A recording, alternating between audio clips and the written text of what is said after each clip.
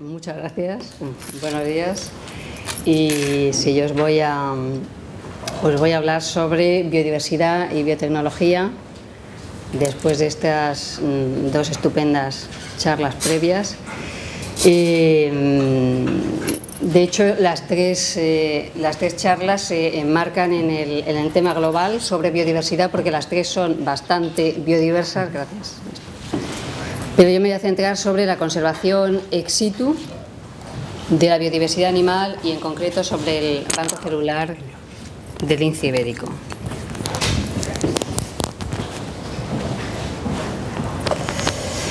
Bien, vamos a empezar introduciendo un poquito en qué estado se encuentra la biodiversidad animal, que es lo que a mí más me atañe, y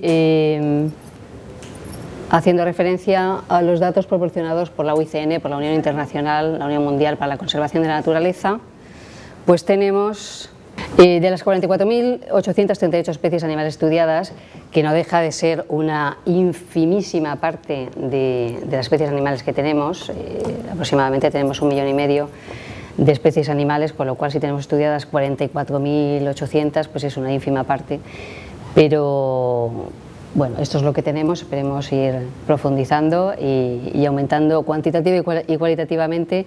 De estas, casi un 40% están amenazadas de extinción en estado silvestre, atendiendo a los criterios de la UICN. Son datos muy recientes, aportados por la Unión Internacional para la Conservación de la Naturaleza. De este, aproximadamente 40% de especies amenazadas en estado de extinción en estado silvestre, un 19,2% se encuentran catalogadas en la categoría de máxima amenaza, en peligro crítico de extinción. Tenemos un 28,2% que están catalogadas en la segunda categoría de amenaza, en peligro, y un 52,6% catalogadas como vulnerables a la desaparición en estado silvestre. Bien. De estas 3.246 especies animales catalogadas en la máxima categoría de amenaza, catalogadas en peligro crítico de extinción, 188 corresponden a mamíferos. Dentro de estos 188 mamíferos catalogados en peligro crítico de extinción, tenemos al lince ibérico, el Lynx pardinus, uno de los iconos más relevantes del ecosistema mediterráneo. Bien, siempre que hablamos de biodiversidad hablamos de la enorme riqueza que tenemos, de lo poquito que la conocemos también, pero simultáneamente es inevitable hablar de estos datos pesimistas, ¿no? Tenemos una pérdida de biodiversidad tremenda, ya hemos visto que aproximadamente el 44% de las especies conocidas están amenazadas en las tres primeras categorías de amenaza, 3 de las 9 de la UICN. Pero bueno, siempre hay que tener en cuenta hay que agarrarse a la esperanza, y aunque sea un pequeño atisbo, pues sí hay datos también proporcionados por la UICN que muestran que el 5% de esos mamíferos amenazados, de esos 188 mamíferos amenazados en la máxima categoría de amenaza, presentan un atisbo de recuperación en estado silvestre, que es lo importante, por supuesto. Y también, pues dentro de este 5% de mamíferos que están catalogados en la máxima categoría de amenaza, pero que presentan un atisbo, unas esperanzas de recuperación, también se encuentra el lince ibérico. Esta es una tabla tremendamente sinóptica que refleja cómo está la población total del lince ibérico desde el año 2002, dando un salto. Ha sido de forma progresiva, pero aquí tenéis los individuos que componen ahora mismo la población del lince. Ya sabéis que la población del lince en realidad es una metapoblación, es una población formada por subpoblaciones que no están conectadas entre sí, que hasta hace 2 o 3 años hablábamos de dos únicas poblaciones, la población de Sierra Morena y la población de Doñana.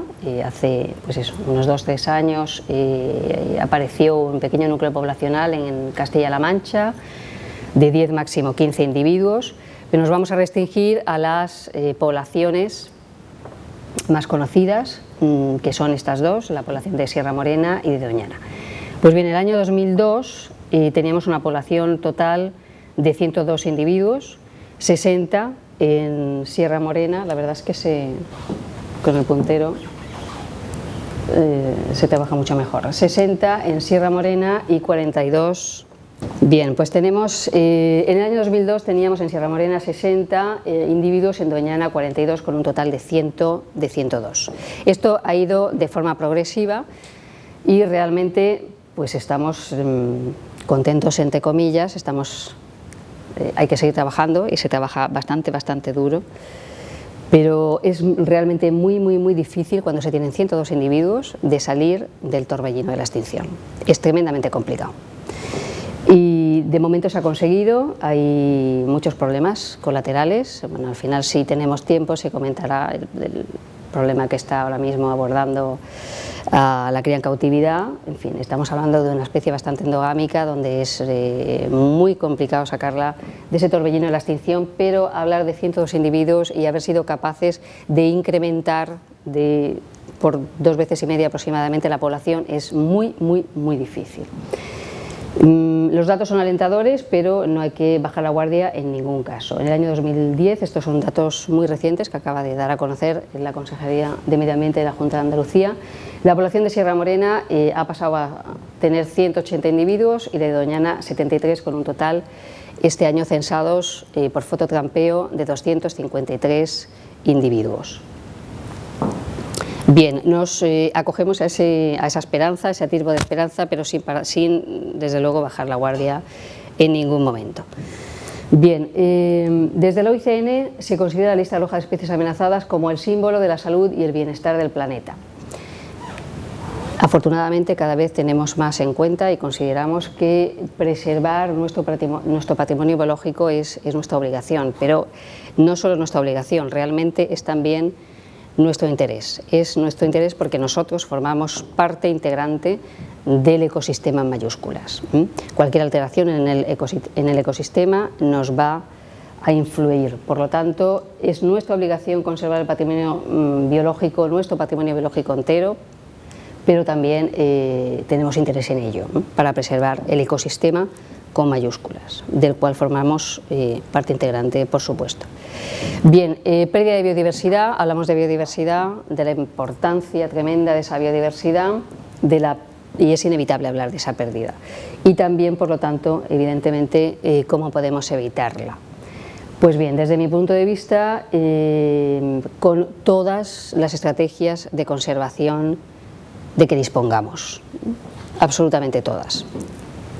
¿Y cuáles son? Bien, en principio me comentaste que lo hiciera a nivel divulgativo, porque también en principio se esperaban chicos, gente de institutos y demás, y lo he hecho realmente a nivel divulgativo, pero bueno. ¿Cómo podemos definir qué es una estrategia de conservación? Pues podemos definirla como un conjunto de medidas encaminadas a proteger una especie. Eso es una estrategia de conservación, un conjunto de medidas que yo aplico para proteger una determinada especie, y esas estrategias de conservación las subdividimos en dos tipos: estrategias in situ y ex situ.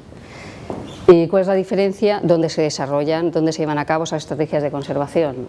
Las que se llevan a cabo dentro del hábitat de la propia especie son las estrategias in situ, y las estrategias de conservación ex situ son todas aquellas que se desarrollan fuera del hábitat de una especie determinada, pero siempre para la conservación de esa especie. Bien, estrategias de conservación in situ, ex situ, pero todos los que trabajamos en conservación ex situ tenemos que tener imperativamente presente que se trabaja en realidad para la conservación del individuo en su propio hábitat. Todo el trabajo ex situ tiene que ir enfocado siempre hacia la conservación in situ, hacia la conservación de la especie en su hábitat. ¿Cuáles son esas estrategias de conservación ex situ? La más extendida hoy en día, porque también ha llevado y lleva, o sea, sigue siendo controvertida, es la cría en cautividad. Es la más arraigada, entre comillas, porque también es bastante reciente y también lleva consigo siempre bastantes críticas, pero sí es la más afianzada, la cría en cautividad y los bancos celulares. Los bancos celulares son bastante más novedosos y eso es lo que vamos a centrar a partir de ahora el resto de la charla. Los bancos celulares se han creado en torno a la fauna amenazada. Fauna amenazada, ya sabemos que hay varias categorías de amenaza. Una amenaza no es sinónimo automático de peligro de extinción, hay varias categorías. Y como todos los recursos son limitados y este es uno de los más limitados, los recursos son muy limitados y por lo tanto se han centrado dentro de la fauna amenazada para la fauna en peligro de extinción. No hay recursos para todos, hay que centrar y hay que dar prioridad siempre pues, a quien más lo necesita, que es la fauna catalogada en peligro de extinción. Y por lo tanto los bancos celulares se han centrado bastante, de forma exclusiva en realidad, en fauna fundamentalmente catalogada en peligro de extinción. ¿Cómo podemos definir qué es un banco celular? Pues lo podemos definir como una nueva estrategia de conservación que aplica técnicas de biotecnología para la preservación de una especie animal amenazada. Bien, el primer banco celular que contempla toda la fauna en peligro de extinción a nivel nacional se crea aquí, se crea en la Universidad Miguel Hernández a finales del año 2002, finales del 2002, principios del 2003, bajo mi dirección y con el apoyo del Ministerio de Medio Ambiente. En primer lugar, se crea como un banco celular somático. Sabemos que hay dos líneas genéricas dentro de las células, la línea germinal, la línea somática. En primer lugar aparece como banco celular somático, para posteriormente ampliarse y pasar a ser un banco de recursos biológicos, integrando, como veremos, la línea somática, la piel, músculo, etcétera. Ahora os recordaré, empieza como banco somático porque en el año 2002, precisamente 2002-2003, si os acordáis de la tabla que acabamos de ver del lince ibérico, estamos hablando de 102 individuos de lince en el año 2002. Con esa pequeña biodiversidad hay que plantearse absolutamente todas las técnicas posibles de conservación y también empieza a considerarse la posibilidad de preservar células somáticas por si es necesario realizar cloning más tarde, solo si fuera necesario, para que no nos pasara precisamente lo que pasó el año anterior, en el año 2001, cuando se extinguió el bucardo. El bucardo se extingue en el año 2001, pero ya quedaba una sola hembra cuando se extingue. Con una hembra, tomar muestras de una hembra, eso no sirve absolutamente para nada porque no hay biodiversidad. Aquí estábamos en el año 2002 con 102 individuos, era imperativo empezar a tomar muestras de esa biodiversidad que quedaba, aunque fuera pequeña. Pero como os comento, posteriormente se tiene en cuenta la línea somática, la línea germinal y otros biomateriales, como veremos ahora mismo.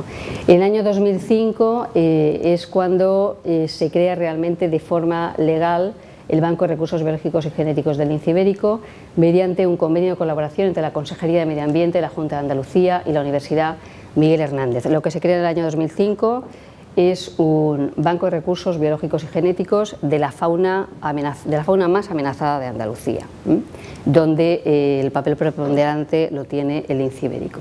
No obstante, se están recibiendo muestras aquí del lince ibérico desde el año 2003. Pero el marco legal se crea un poquito más tarde. Bien, ¿cuál es la finalidad del Banco de Recursos Biológicos y Genéticos del lince ibérico? Lo concreto, en el lince ibérico, aunque se creó en un principio para toda la fauna catalogada en peligro de extinción a nivel nacional, y tenemos muestras de muchas especies, de todas las comunidades autónomas, menos del oso pardo, por ejemplo, no tenemos, de Asturias, pero del resto tenemos de todas. Se ha ido especializando bastante, ahora mismo estamos bastante centrados en la fauna amenazada de Andalucía, pues por el tema que os comentaba de los recursos. Los recursos son limitados, no se puede, se hace lo que se puede, y estamos además en situaciones de crisis y al final está bastante delimitado con Andalucía. por asuntos económicos y también, bueno, pues por un poco la tontería que tenemos aquí de separar comunidades y tener en cuenta ese tipo de cosas, pero también he de deciros que lo pongo como modelo porque es el Banco de Recursos Biológicos, sin la menor duda, más completo de toda España y uno de los más completos, sin la menor duda, también a nivel internacional. Y por eso está como modelo, pero representa todo lo que se hace con él. En realidad, este banco está abriendo camino al andar y todo lo que se está haciendo con él se está haciendo con otras especies y se puede hacer con otras especies. ¿Cuál es la finalidad? Preservar el patrimonio genético y biológico del lince ibérico o de cualquier especie amenazada, porque es quien lo más lo necesita. Simultáneamente lo vamos a utilizar como estrategia herramienta de apoyo a la conservación global, tanto la conservación in situ, porque es la conservación de la especie. Para conseguir esa finalidad, los principales objetivos del banco son estos: generar una reserva biológica preservada mediante rigurosos criterios científicos, que esté compuesta por células y tejidos vivos, células y tejidos de la línea germinal, gónadas, gametos, células, pero también, células y tejidos somáticos vivos, así como otros biomateriales como son sangre y derivados, sangre entera, plasma, suero. Con cada uno de estos biomateriales vamos a poder realizar todo tipo de estudios biosanitarios, como veremos después, heces, orina, etcétera. Otro objetivo muy importante es disponer de la máxima representación de la diversidad genética biológica de la población, obtenida siempre de forma inocua. Esto es muy importante. Desde que nació el banco, en el año finales del 2002, principio del 2003, nunca nos hemos conformado con tener especies o con tener muestras de 1, 2 o 3 ejemplares de una especie, sino que especie por especie el banco de entrada contemplaba toda la fauna en peligro de extinción del territorio español, pero para cada una de esas especies siempre se ha procurado tener la máxima biodiversidad posible, porque no sirve, repito, no sirve para nada disponer de muestras de 1, 2, 5 individuos. Eso ha sido uno de los pilares básicos desde el principio de este banco, y otro pilar básico ha sido el obtener las muestras siempre de forma inocua. Estamos hablando de fauna amenazada y en concreto de fauna en peligro de extinción, y no se puede ir a molestar a una especie ya amenazada para tomar muestras adrede. Este banco nace como una reserva fundamentalmente de células y tejidos vivos. Posteriormente se ha ampliado a otros biomateriales, pero es una reserva y con paciencia, no es cuestión de en un año, con paciencia por eso, porque estamos hablando de fauna en peligro de extinción y hay que esperar el momento, hay que esperar al chequeo de una especie para en ese momento tomar muestras, hay que esperar a que se ponga el radiomarcaje para tomar muestras, a una operación de un individuo para tomar muestras. No se molesta a las especies, sino que se aprovecha siempre la manipulación por otras causas. Siempre que se tiene muy presente que estamos en conservación de especies que lo necesitan, que no se les puede molestar más de lo que ya les hemos molestado. Ese ha sido otro pilar también desde el principio del banco, inamovible. ¿Cuáles son los beneficios? Bien, pues el primer beneficio es evitar la pérdida irreversible de biodiversidad que se produce con la muerte de cada individuo. Cuando un individuo muere, las células permanecen vivas un lapso de tiempo, trabajamos siempre contrarreloj, y las muestras se envían siempre por mensajería urgente y al día siguiente están aquí y se empiezan a procesar, se pasan a condiciones asépticas y se empieza todo el trabajo de procesamiento. Cuando cualquier individuo muere, pues desaparece su patrimonio genético. Eso es lo que intentamos evitar. Tomamos muestras, ahí se toman muestras de todo, se toman muestras de la línea germinal, se toman testículos, ovarios, de la piel, del músculo, de todo. Se toma de todo porque es la forma de evitar que ese individuo desaparezca. Y además preservamos las células vivas. ¿Qué otro beneficio? Pues disponer de un abanico de muestras que por ese principio básico desde que se creó el banco, el contemplar siempre disponer de la máxima biodiversidad posible, pues vamos a tener un gran abanico que refleja una fracción importante de la biodiversidad presente poblacional, tanto biológica como genética. Y este gran abanico de muestras puede ser necesario, se deja todo preparado para utilizarlo en el momento necesario. Esas muestras las vamos a utilizar cuando sea necesario para obtener individuos por biotecnologías reproductivas y o para realizar cualquier tipo de análisis biosanitario, ya sea de naturaleza genética, como epidemiológica, bioquímicos, población linfocitaria, anticuerpos, hormonas sexuales, parásitos entéricos, etc. Cualquier tipo de estudio biosanitario encaminado siempre hacia la conservación del individuo.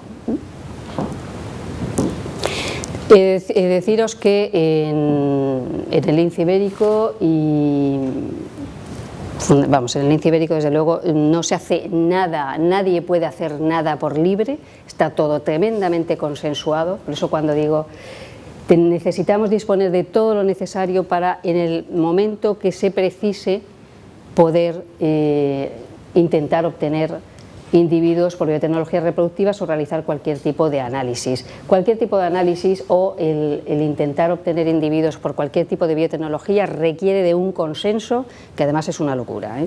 O sea, es un consenso, o sea, las reuniones con el lince siempre son bastante complicadas, pero sí quiero que quede claro que nadie podemos hacer nada de forma individual. Cualquier tipo de análisis requiere de un consenso y de una aprobación por parte de una comisión bastante grande. Bien, ya os he comentado básicamente cuáles son las muestras que recibimos, las muestras biológicas que recibimos. Aquí lo que se hace es un procesamiento previo y después una criopreservación a menos 196 grados centígrados cuando se trata de tejidos y células, de manera que obtenemos células a partir de los tejidos, células a partir de las cuales vamos a intentar en un momento determinado, cuando se decida, vamos a intentar obtener nuevos individuos. ¿Qué tipo de células? Bien, pues contemplamos en el banco cualquier tipo de célula, no solo gametos, sino también las células somáticas. Hay que contemplarlo todo, estamos hablando de peligro de extinción.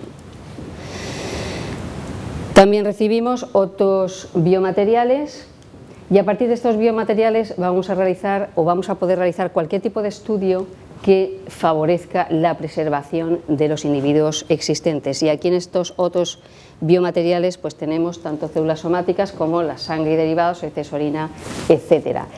Esta diapositiva muestra realmente qué es y para qué sirve el banco.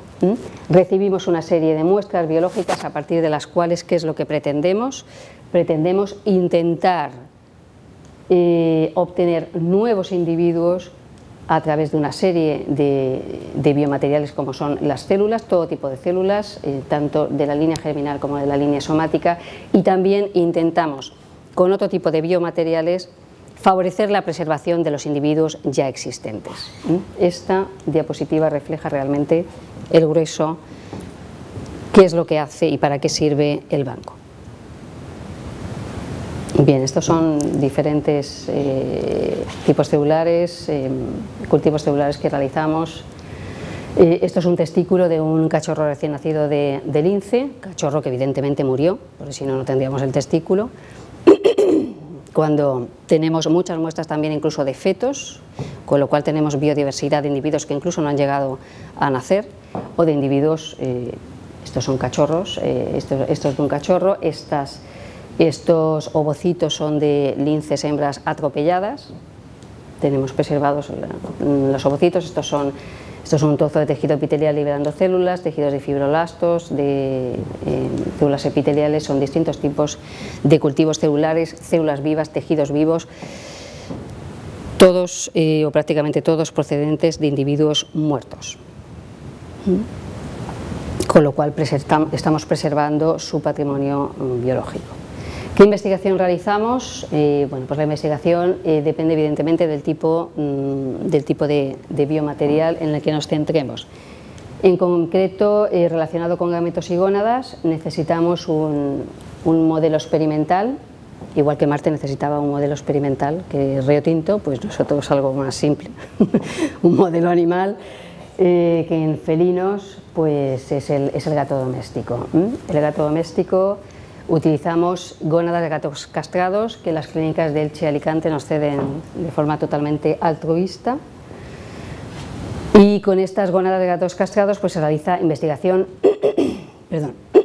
sobre protocolos de criopreservación de gametos, de espermatozoides, de ovocitos, de gónadas, testículos, ovarios, de maduración de ovocitos, fertilización in vitro. Evidentemente todos los mejores resultados los extrapolamos al material del lince ibérico, a las gónadas del lince ibérico, a los tejidos somáticos del lince. Relacionado con las células somáticas, realizamos cultivos celulares donde separamos y criopreservamos las células somáticas que vemos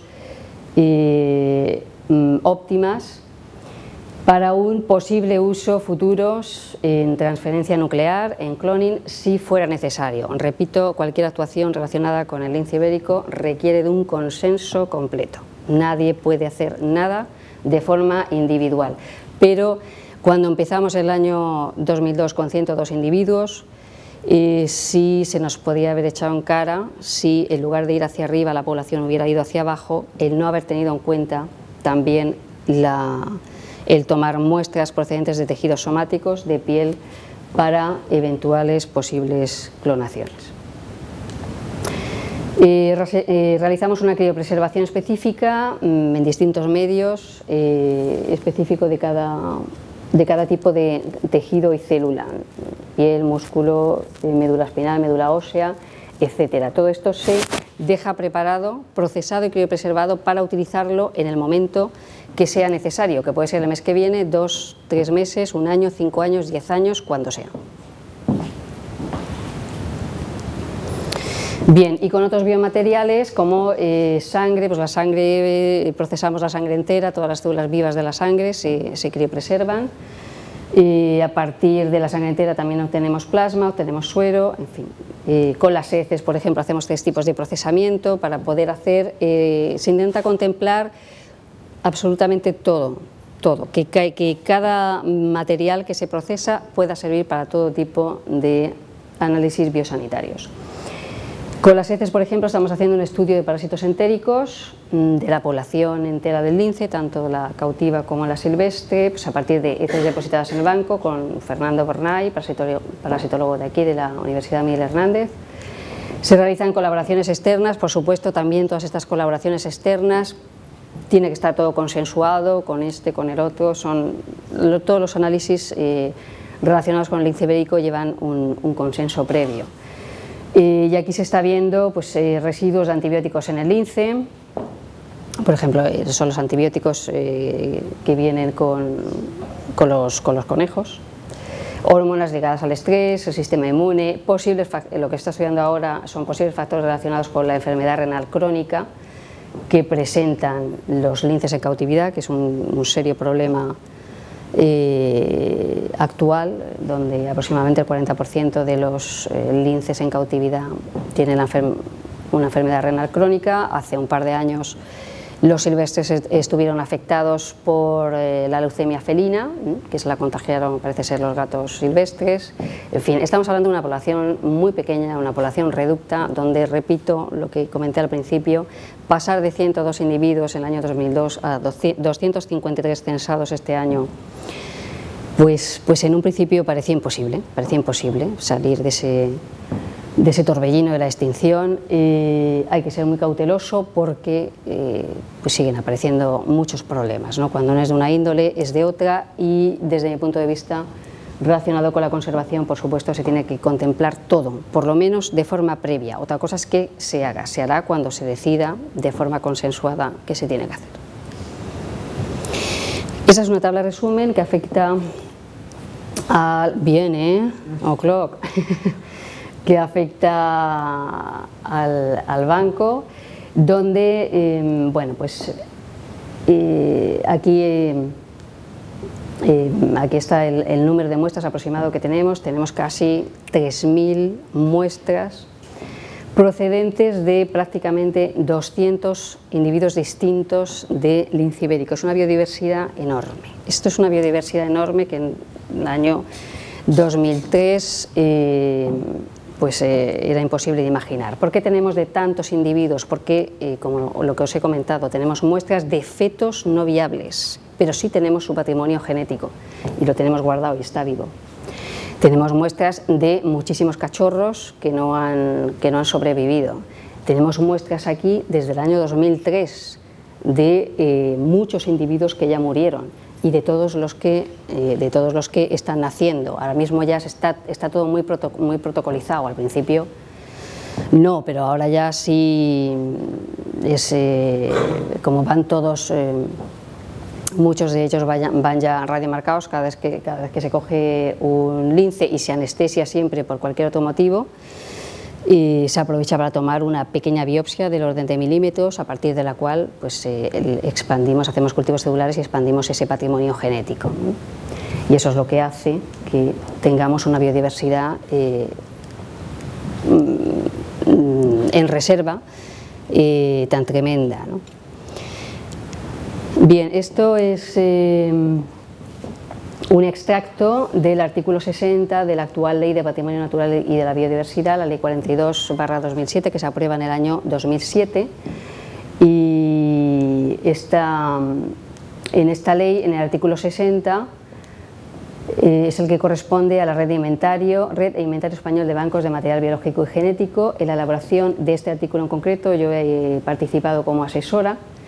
El banco se creó en el año 2002-2003, esta ley aparece en el año 2007 y bueno, pues esto a mí me congratula bastante el ver que todo este esfuerzo está ya reconocido por ley. Es decir, el esfuerzo me refiero a, estamos hablando fundamentalmente de fauna, bueno, aunque la ley hace referencia tanto a fauna como a flora, de especies en peligro de extinción, y hay que considerar todo, hay que considerar cualquier estrategia de conservación posible para mantenerla. Este artículo, bien, pues lo que comenta es pues parecido a lo que yo os he dicho, ¿no? Porque como os acabo de comentar, yo participé como asesora. Con objeto de preservar el patrimonio genético y biológico de las especies silvestres y de integrar en los programas de conservación las operaciones ex situ e in situ, la Comisión Estatal de Patrimonio Natural y Biodiversidad promoverá la existencia de una red de bancos de material biológico y genético. Dicha red dará prioridad a la preservación de material procedente de taxones autóctonos de flora y fauna silvestres amenazados y en especial de las especies endémicas. Wow. Bien, y ya para terminar, pues nada, pues simplemente pues recordar que el Banco de Recursos Biológicos y Genéticos del Lince Ibérico se encuadra dentro de la conservación ex situ, pero que siempre todos los que trabajamos en conservación ex situ tenemos que tener muy presente que estamos trabajando para conservar al individuo en su hábitat. Y nada más, pues yo ya he acabado. In family. Nada, muchas gracias.